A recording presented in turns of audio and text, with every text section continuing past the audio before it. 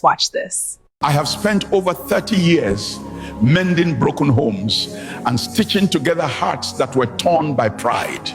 And if there is one thing I have learned, it is that a daughter who carries her mother's whip into her husband's house will soon find herself walking back home alone. Many of you grew up in a house where the fireplace was cold because your mother's voice was the only one that mattered.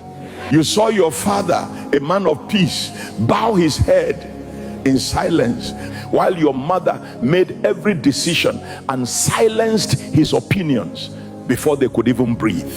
You thought that was the portrait of a perfect family, and you believed your father's silence was his weakness when it was actually his sacrifice for the sake of peace.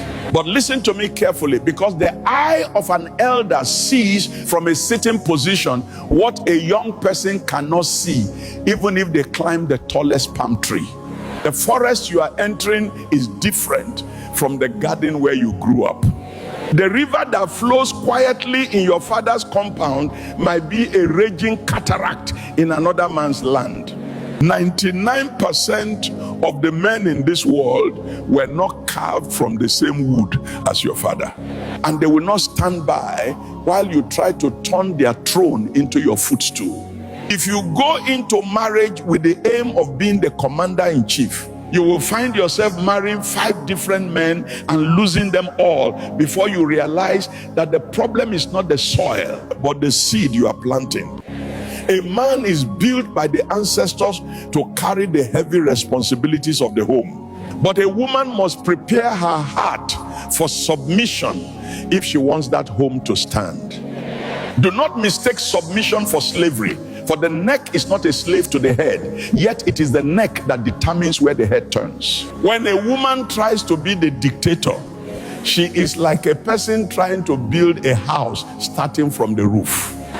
No reasonable man wants to live with a lioness who roars at him every morning.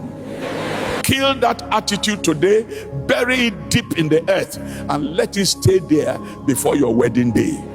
Remember that a prideful heart is like a heavy pot of soup carried on the head. Eventually, it will spill and scald the one carrying it. Be the salt that gives the soup taste, not the stone that breaks the teeth of the one eating it.